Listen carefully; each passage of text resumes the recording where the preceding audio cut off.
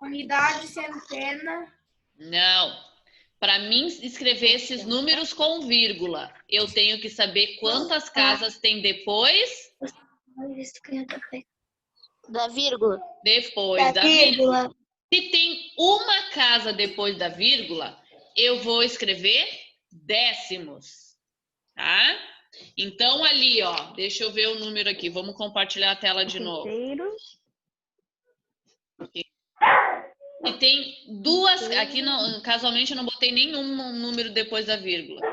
Um só. Então, aqui eu tenho duas casas. Se eu tenho duas casas depois da vírgula, eu vou falar o que como no fim da frase? Ah, eu esqueci que tem gente que não consegue se conter. Esqueci que tem gente que não consegue se conter para escrever na tela. Tudo bem. Eu estou trabalhando com prezinho de novo, né? Mas tudo bem. Vamos lá. Se tem duas casas depois da vírgula, eu tenho que a última palavra na escrita do número vai ser como? Centésimo. Centésimo. Se eu tenho três casas depois da vírgula, como vai ser a última palavra? Milésimo. E se eu tenho aqui, ó, vamos lá, eu vou botar um número a mais aqui. Se eu tenho uma casa depois da vírgula, eu vou escrever como? Décimos. Então, vamos lá. Qual é a nomenclatura deste número aqui? 99 décimos. 99 o quê? Décimos. 99 o quê, Léo? 99 décimos. Centésimos. Centésimos, gente. Tem quantos números depois da vírgula? É verdade. 2. Se tem dois números, ele é centésimos. Por que ele é centésimos? Porque é como se tivesse o número 100. 100 com 2 zeros, tá vendo? Daí é centésimos. Ok. Aí eu vou aqui de novo. No segundo número, como é que eu falo esse segundo número aqui?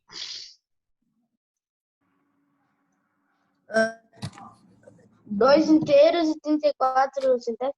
Isso aí. Eu vou falar primeiro o número inteiro. 2 inteiros e 34 o quê?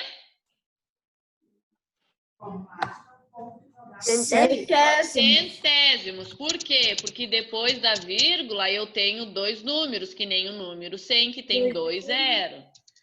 Agora o número de baixo, como é que eu falo?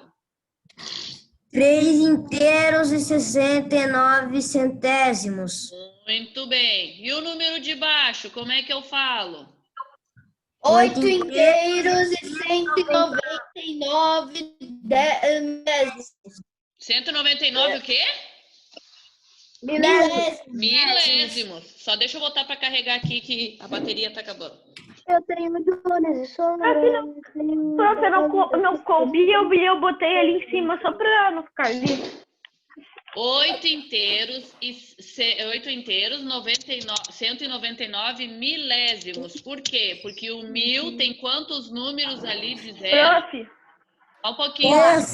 Tem 3. Então, aqui eu tenho 3 números na vírgula. Só um pouquinho, Murilo. A prof está explicando. Eu tenho 3 zeros aqui, então eu vou ter 3 zeros, 3 números aqui depois da vírgula, igual a 3 zeros, então ele é milésimos. Fala, Murilo.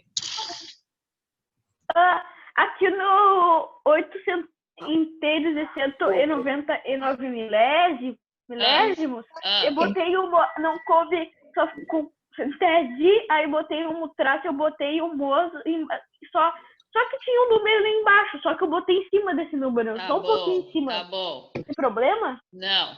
Este número de baixo aqui, como é que eu falo? 435 milésimos. Muito bem. E esse último agora aqui, então?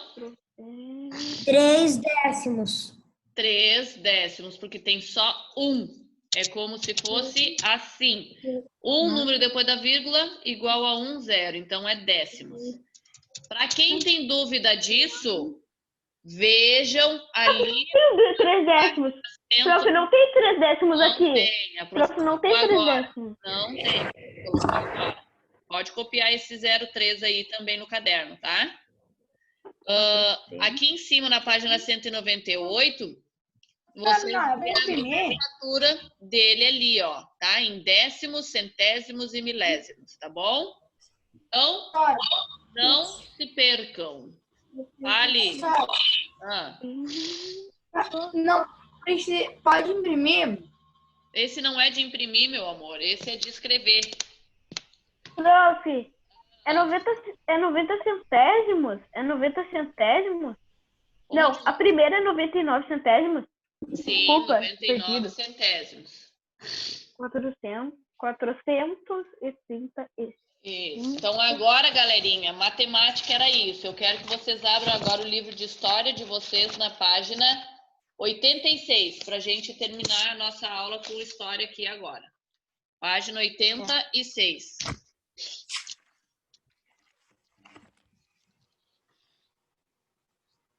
Ai, minha rinite tá me incomodando. 86.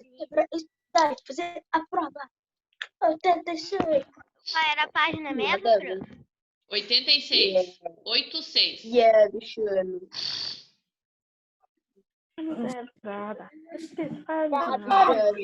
Depois eu dou uma olhada. É que antes.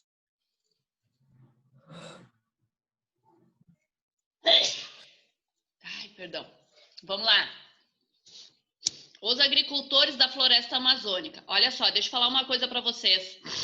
Prof, Escuta só um pouquinho. A prof achou... Lembra que eu falei que eu ia ver o videozinho para mostrar para vocês da aula passada de geografia? A prof já achou o videozinho. O que vocês querem? Que eu coloque a semana que vem junto com a matéria da semana que vem ou que eu coloque hoje para vocês verem o videozinho de ontem para não ficarem confuso? há tanto tempo? Não, acho que na próxima semana. Na próxima semana. É a próxima semana? Mas vão se comprometer a olhar. Por causa que aí tem muita coisa. Professor, eu acho melhor hoje. Bota outra semana. Eu acho melhor. Eu acho que é melhor outra semana. Então, semana, bem melhor. Para, Murilo. É que eu... Murilo. Então, eu vou fazer o seguinte. Para agradar todo mundo, eu coloco hoje e coloco a semana que vem. Quem quiser ver hoje, olha hoje. Quem quiser ver a semana que vem, olha a semana que vem. Não pode deixar de olhar. Eu vou fazer o seguinte, ó. Eu vou colocar uma abinha lá no Eclass, Geografia, e vou botar assim, vídeo de geografia. Aí vocês já sabem que é o videozinho de ontem, tá bom? Vamos lá, página 86. Os agricultores da floresta amazônica. Os povos indígenas agricultores que habitaram a floresta amazônica ocuparam principalmente as margens do rio Amazonas e seus afluentes. Veja no mapa as áreas onde foi encontrada a maior parte dos vestígios arqueológicos de povos amazônicos agricultores, principalmente artefatos de cerâmica. Que página vocês estão? 86. Olha só, o que está de verde ali é a floresta a Amazônia brasileira, o que está de laranja é a área de maior densidade populacional, o que está de amarelo são as culturas arqueológicas, e o que está em preto, quadradinho, sítios arqueológicos, e o risquinho é a divisão atual do território, tá? Então, olha só. A cerâmica é uma marca cultural importante dos povos que viveram na região amazônica. As panelas, os vasos, as esculturas, as urnas funerárias e outros objetos de cerâmica revelam diferentes características de quem os produziu. Em seus detalhes, a arte esculpida expressa as regras sociais, a religiosidade, os conhecimentos sobre medicina, as técnicas utilizadas, tipo de alimentação, entre outros aspectos. Próximo ao rio Tapajós, a atual cidade de Santarém e a ilha de Marajó, no estado do Pará, foram encontrados inúmeros objetos de cerâmica dos povos que ali viveram entre os anos 1000 e 1600, os tapajônicos, e entre 400 e 1330, os marajoados, isso depois de Cristo, tá? Ah, é por isso que a gente tem que fazer aquela cerâmica, né, prof? Exatamente. Então, aqui, ó, cerâmica marajoara. Eu coloquei hoje um vídeo para vocês falando sobre as esculturas e, inclusive, sobre essa cerâmica marajoara lá no Eclés. Então, eu quero que vocês assistam esse videozinho de hoje falando sobre a cerâmica marajoara, tá? Urna funerária.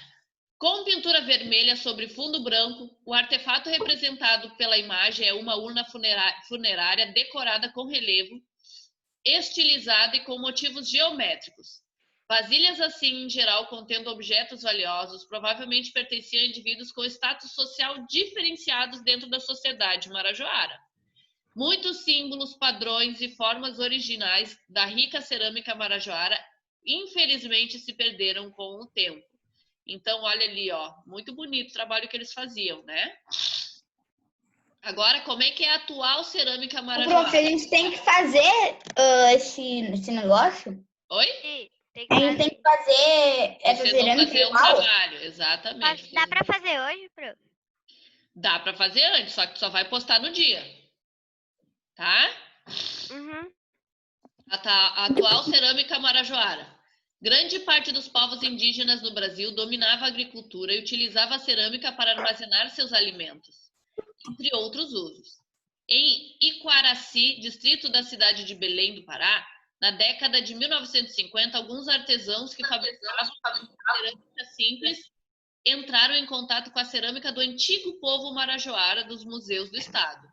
A partir de então, começaram a produzir uma cerâmica renovada, influenciada pela arte de seus antepassados. Atualmente, a cerâmica produzida no Pará, especialmente em Iquaraci, é uma das mais sofisticadas e valorizadas no mundo inteiro. Seus produtores locais, além de atenderem a um rico mercado de turismo local, também exportam, mandam seus trabalhos, sua cerâmica para outros países. Olha que interessante. E daí aqui, ó, vai ser o trabalhinho que vocês vão fazer da cerâmica, que é o que está escrito ali no Investigue, tá? Vamos virar a página. Misericórdia. Antes da chegada dos europeus, os agricultores da Amazônia cultivavam a terra respeitando os diversos tipos de vegetação da região. Esses agricultores, depois de tomar parte da mata nativa e queimá-la de modo controlado para preparar a terra, plantavam diferentes espécies de mandioca, macaxeira, aipim. Eu não entendi, assim, eu não sei se investiga, sério, eu não sei se... Você Meu sabe amor, se aqui, por exemplo... olha só, escuta, prof. A prof já colocou tudo lá nos trabalhos. Daí tu vai lá nos trabalhos e veja o que a prof pediu, tá? Não precisa olhar ali.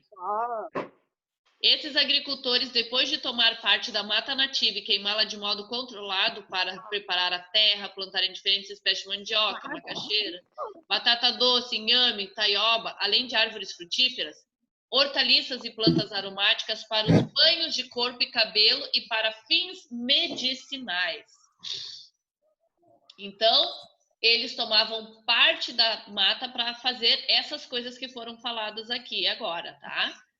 Essa diversidade presente nas roças indígenas serviu como barreira natural contra pragas e doenças que normalmente abatem as terras onde se plantam monoculturas. Entre os índios mundurucus, que hoje habitam as terras do interior do Pará, próximo ao rio Tapajós, a agricultura e a obtenção dos alimentos se organizam em torno de estações do ano. A pesca é realizada na estação seca e é pouco praticada no período chuvoso. Quando os rios enchem, dificultando essa... Porque os rios enchem dificulta isso, tá? Isso que quer dizer. A carne de caça e a farinha são os alimentos do inverno, quando a pesca se torna escassa. A mandioca é a base da agricultura munduruku e dela são cultivadas de 3 a 8 variedades. As roças munduruku são de 3 tipos, de mandioca, de banana e de melancia, pois em cada cultivo há um produto predominante. Nas áreas ao redor das roças principais são plantadas outras espécies complementares como o cará e milho. Então aqui está a localização das terras, olha ali, ó, ali nos amarelos. tá os nossos estados, e ali onde está o vermelhinho, tá a etnia Munduruku, tá? Virando a página. Ai, a prof tá com o nariz trancado aqui, que coisa chata. A terra para os povos indígenas. No bimestre anterior, nós estudamos o cultivo da terra, do modo como os portugueses implantaram aqui no processo de colonização. A monocultura, que é um tipo só de alimento, em latifúndios, né, em grandes espaços de terra, foi a forma adotada, pois garantia maiores riquezas para o comércio colonial.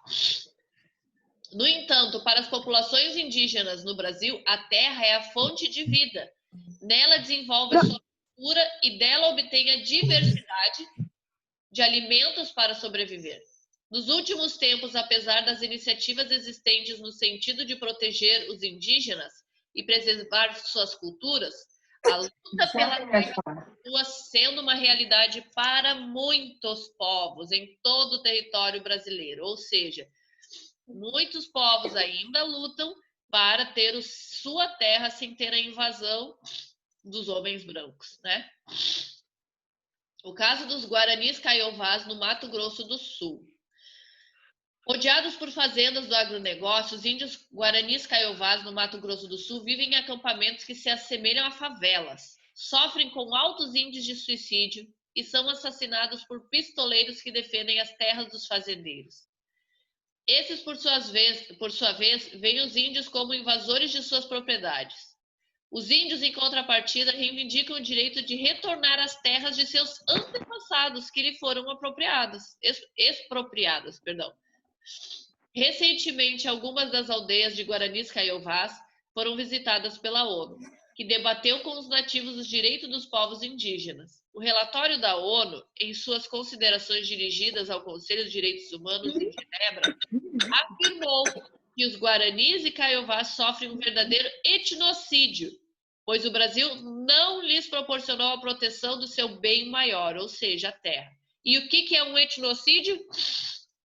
É a destruição ou extermínio da herança cultural, meu povo, e modo de ser e viver de um povo. Genocídio cultural, aniquilamento dos costumes, artes, instituições, objetos e outros aspectos definidores de um grupo étnico. Ou seja, e a ONU, o relatório da ONU disse que os Guaranis Caiovás estão sofrendo esse etnocídio, ou seja, essa destruição da sua cultura, tá? E dos seus costumes, que o Brasil está deixando que isso aconteça. Prof. Oi. Eu tenho uma pergunta de matemática rapidão para te fazer, que eu tô com muita dúvida mesmo. Murilo, no fim a prof te responde, agora eu não vou mudar. Após a Guerra do Paraguai em 1864 a 1870, o território indígena foi tomado pela exploração de erva mate e cana-de-açúcar. Atualmente, a produção de grãos, trigo, soja, aveia, ocupa, junto com a pecuária, a maior parte do território do Mato Grosso do Sul. Dos 35 milhões de hectares, 23 milhões são dedicados à pecuária, e as áreas ocupadas pelos Guaranis Caiovás não chegam a 65 mil hectares. É pouca terra se comparada à necessidade e tamanho dessa população indígena, uma das maiores do Brasil. Olha só, 35 milhões de hectares, 23 são dedicados à pecuária, e somente 23 milhões, tá? De 35 milhões, 23 milhões são dedicados à pecuária e somente 65 mil é dedicado aos índios. Então é muito pouco, gente. Vira a última página de história. Meu pai do céu. Então ali, ó.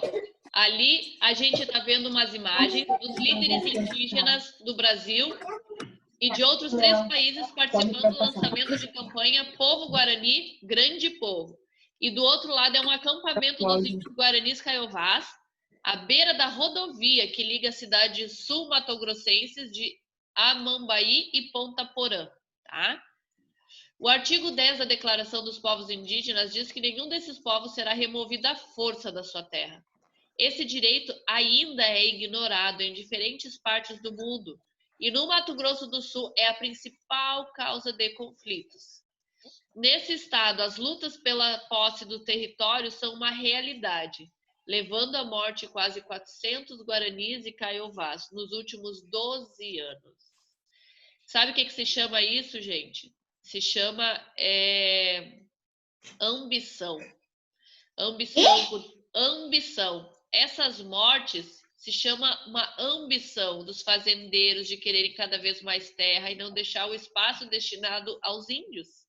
Se não fosse os índios, nós não existiríamos hoje aqui, não estaríamos hoje aqui, porque começou com eles. Então, a gente tem que ter uma consciência sobre o valor deles para a nossa cultura brasileira. Nos parênteses a seguir, escreva GK para as frases relativas aos indígenas guaranis caiovás e AG para as que se referem a iniciativas de agronegócio. O que vocês acham que é um agronegócio? O que é um agronegócio, meu povo? Quando as pessoas vendem alimentos. Exatamente, é o negócio, é o comércio na parte da agricultura, né?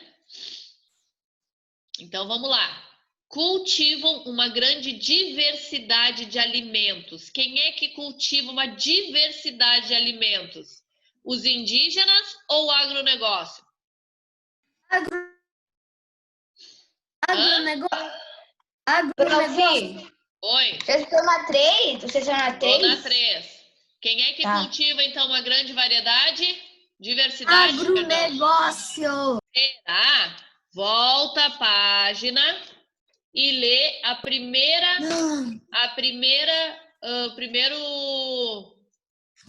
Ai, meu Deus, deu um branco. Parágrafo. Primeiro parágrafo ali da página 89. Lê para mim, Caio.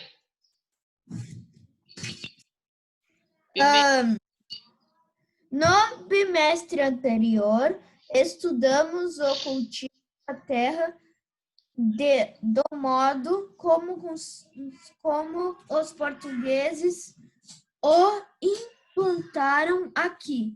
O processo de colonização, a monocultura em latifúndios foi a forma adotada, pois garantia maiores riquezas para o comércio colonial. Ok.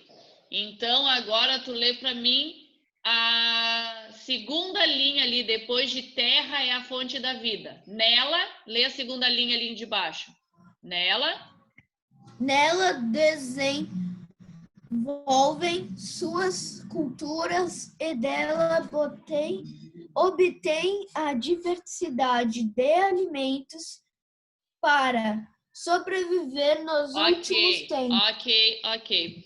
Então, quem é que cultiva uma variedade de alimentos? Os índios. Os índios.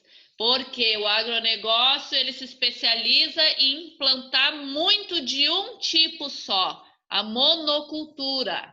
Entendeu? Olha aquela imagem ali da página. É uma plantação, é um canavial ali, ó. É plantação de uma coisa só, tá? Praticam pecuária e produzem grãos em muitos hectares. Quem é que faz isso? O agronegócio. Agora sim. Reivindicam o direito de retornar às terras de seus ancestrais. GK. Que é o... Isso aí. Página 90, exercício 3. E defendem as terras violentamente em nome dos latifundiários. Prof, eu falei que eu não sei negócios. Como é que é? Eu não sei que hectare, eu esqueci o que era hectare. Já te dou a palavra, Murilo. Só deixa eu ouvir o Caio ali. Os índios. Quem é que defende as terras violentamente em nome dos latifúndios? Agronegócios. Agronegócio, gente. Os latifundiários são os fazendeiros que têm muitos hectares. Latifúndio é muito grande a terra. Fala agora, Murilo. Qual é a primeira? Só um pouquinho. Só um pouquinho, Arthur. Só um pouquinho, Arthur. Fala, Murilo. Eu esqueci que era hectares. Esqueceu o que é hectares? Hectares é a quantidade de terra. A quantidade, 1 hectare, é muito grande, entendeu? É um espaço de terra. Entendeu? Pronto. Ó, como é que ficou então? Rapidinho aqui para nós terminar. Eu vou repetir vocês, todo mundo me falando junto. Cultivam uma grande diversidade de alimentos. Quem é? GK. GK. Eu quero todo mundo junto falando, não só o Caio. Então, quem cultiva uma grande diversidade de alimentos são os índios. Praticam pecuária e produzem grãos em muitos hectares. AG, agropecuária. Reivindicam o direito a retornar às terras de seus ancestrais. Isso aí. E defendem as terras violentamente em nome dos latifundiários. AG. Então, agora, vocês vão fazer em casa, depois desse exercício 4. O que a palavra etnocídio significa? Por que essa palavra é usada no texto? Então, eu quero que vocês procurem o que é um etnocídio, que nós já achamos, tá? E vocês vão escrever com as palavras de vocês por que essa palavra foi usada no texto. Tá ali nessa parte de baixo ali do caso dos Guaranis Caiovás do Mato Grosso do Sul. Meus amores, a aula de hoje é isso. A nossa prova de história hoje de novo pelo Classroom. Por favor, gente, façam a prova com calma. Leiam com calma. Usem o material de vocês. Ontem tinha gente que não estava ligado nisso. Podem usar o material de vocês. E façam com calma. Ok? Ok. Então, antes de apertar em enviar, olhem tudo de novo para ver se fizeram certo e se não esqueceram nada. Ontem o meu filho foi fazer a prova dele e ele esqueceu de fazer uma pergunta, sabia? Por falta de atenção. Então, tem gente que pode fazer a mesma coisa. Então, tá bom, galerinha? Eu tirei 9 na prova. Eu tirei 10. Eu também tirei. Beijo pra vocês, até amanhã. Tchau, tchau. Não, ele Hã? Tchau, Gus! Eu já dei a prova!